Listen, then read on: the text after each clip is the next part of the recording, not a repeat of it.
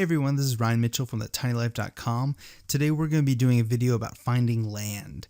Finding land is one of those tricky things that comes with tiny houses because we don't all own land. If we're lucky, then it's great. But for a lot of us, we're looking to lease land because we're in an apartment or we've never owned land before. Maybe this is our first house, things like that. So, whether it's leasing, renting, or even buying land, I'm going to talk about that today.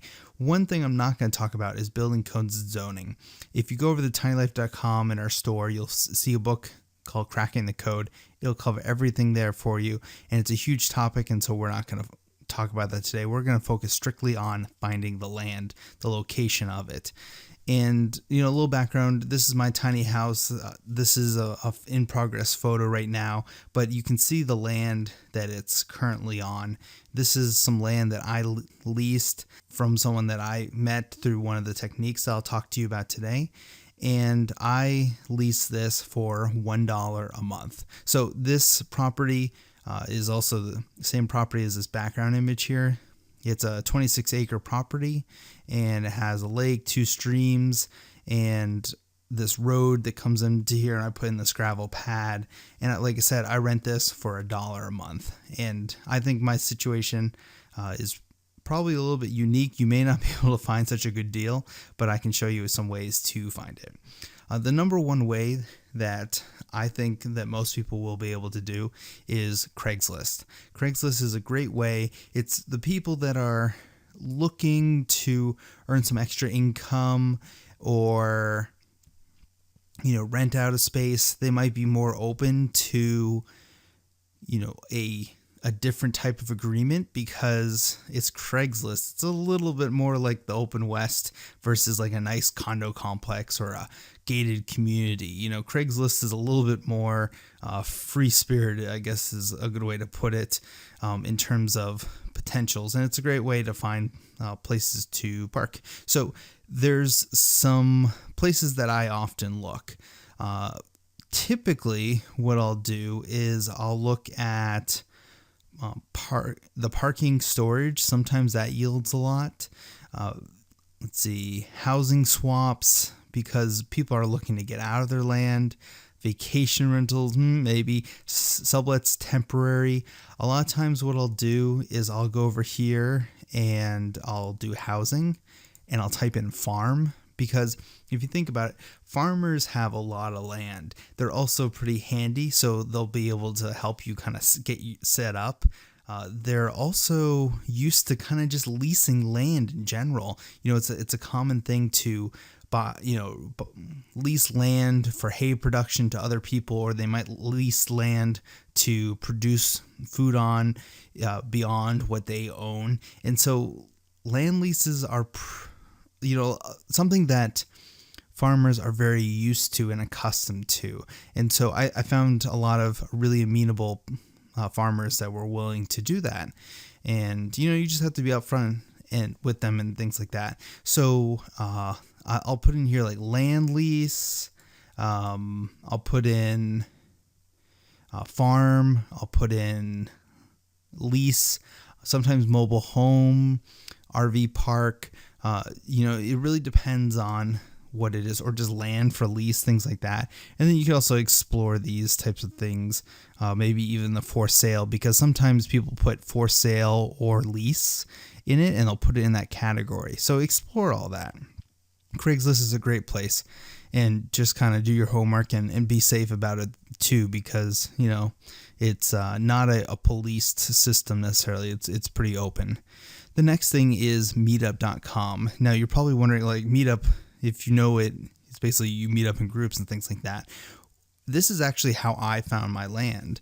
I participate in a group that is an environmental group, and here in my city of Charlotte, North Carolina. And what I wasn't necessarily at the time looking for a place to park it, but I met lots and lots of people. If you're moving to a new area, this is a great place to meet people. And instantly, since it's a topic that you're interested in, you have something to talk about. So you can meet a lot of people. You can expand your social circle a lot. And I happened to meet someone that I thought might be open to it. And I knew that they had as we built our relationship, they had mentioned that they had this extra piece of land that they really weren't going to use. And that's when I said, hey, this is what I'm doing, and this is what I like to do. I'm looking for this. I'm willing to negotiate and work with you on this. Would you be interested? And I'll get into some more details of that, but meetups are great because you can find people that are like-minded that might be more open to these types of things. So, plus it's fun. So, check out Meetup, meet people, expand your social circle.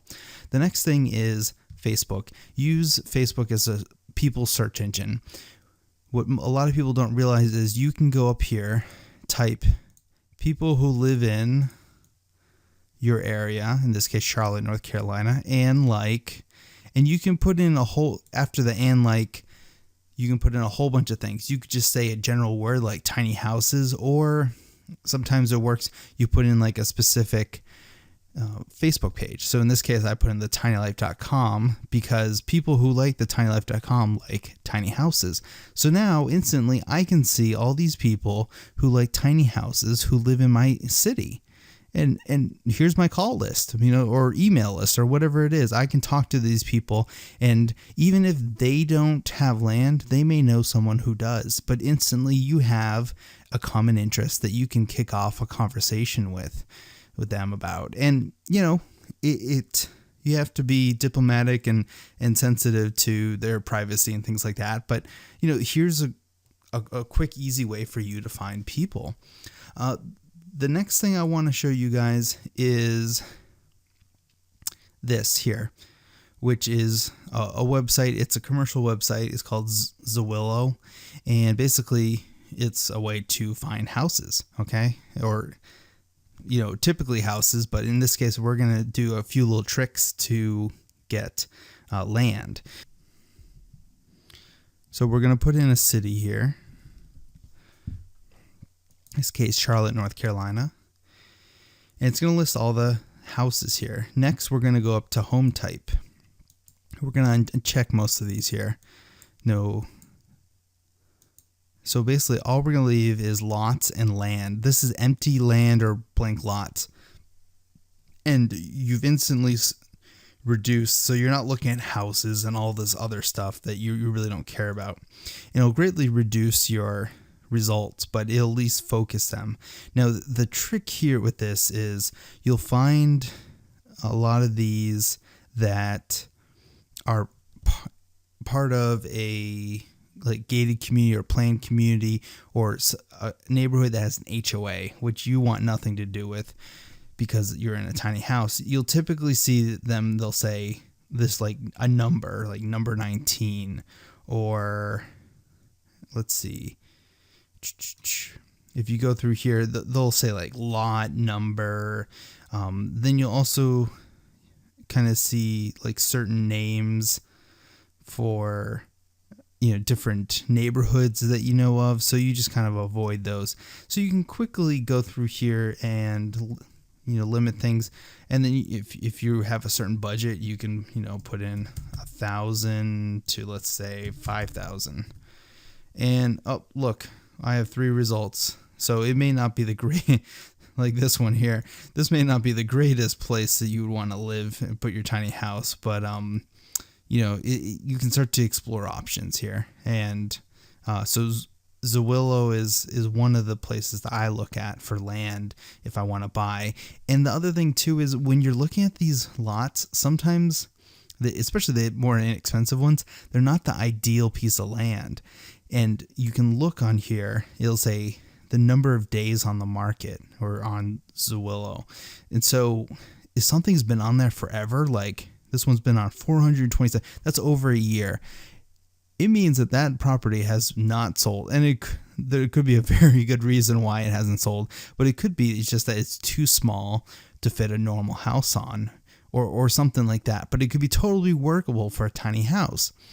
They are probably very likely to either A, negotiate with, or B, lease if you're not, if it's too expensive. Like in this case, $5,000, you might be able to negotiate down to $3,000. Or let's say you don't really want to own the land because you don't know if you'll have to move or something like that. You could negotiate with them and be like, hey, listen, lease to own, or just lease on a certain basis, because they might be more open to that because it's been sitting on the market for so much longer. So those are some of the tips. The final one I want to show you guys is this one. And this is making a flyer. Okay. Now I want to talk to you guys about something that I've seen as a really kind of, frankly, a big trend with tiny house folks. Is they get real, when they're talking with people and about where they want to park and the person that owns the land, they get really excited about their house and tiny living and, debt free and all this stuff. And they just want to, talk about that. But here's the truth, guys. That landowner doesn't care. Okay. He or she doesn't care that you'll be debt free. He or she doesn't care that you love tiny houses. That person cares about a few things. They care about what's in it for me. What are my risks? Why would I want to do this? How am I going to benefit? What is this going to cost me in terms of money, in terms of time, in terms of risk, in terms of liability? And, what are my neighbors going to think? How is this going to impact my property value or my neighbor's property value? And then they come over and they complain, and then it's a big old headache. You can't think about what is good for you in this case. You need to be a salesperson. You need to show them what the value is for them. You want to, reduce the risks for them, explain how you're going to do that. You want to show them the benefits, and you want to, basically make it easy for them to say yes. And time again, I see people pitch, a landowner or a property developer or whoever it is, and all they talk about is me. And guess what? They don't care, and I just really need to hammer this home, because you are a salesperson and you need to show the benefit to that person, because they're going to look out for themselves and they want to know what's in it for them, and they want to make sure that it's not going to have a negative impact. So show them that. And the best way to do that, I think, is, with pictures and to anticipate their objections. Okay. And so step one is just starting a conversation. And what I do is I'll put together a little flyer, and basically I'm looking for land. It says right there, here's a picture of my house. And then a quick few sentences saying, I'm looking for a place to live, tiny house, which is a small home built on a trailer. An ideal lot would have water, power, and access to a bathroom. This is my contact information. Again, you want to make this super easy for them. You want to reduce any, objections that they have, any misgivings that they might have. When you're handing out these flyers, you need to be ready to talk details then. Okay. You don't want to be like, oh yeah, well, I'm building right now and I'm not sure exactly when. No, you need to be able to say, this is my time schedule. This is what I'm looking for. I'm willing to pay up to this. These are the key things I need in this piece of land. I also would be interested in trading or bartering part of this. So for a number of hours per week to do this, for a reduced rate or something like that. So you need to know everything you need out of the land. You need to know what you're going to bargain with. You need to know your time schedule. You need to, again, anticipate those objections and have solutions to them, and make sure that you're selling them on the benefits to them. They care about themselves. They don't care about tiny houses, most likely. So make this easy for yourself and for them, and you'll increase your chance for success. So this, again, has been just kind of a quick intro to how to find land and some of the tools that I use when I'm looking for tiny houses. Again, my name's Ryan Mitchell. I'm with thetinylife.com. Go over, check out the blog there, and we hope you enjoy this. Thanks. Bye.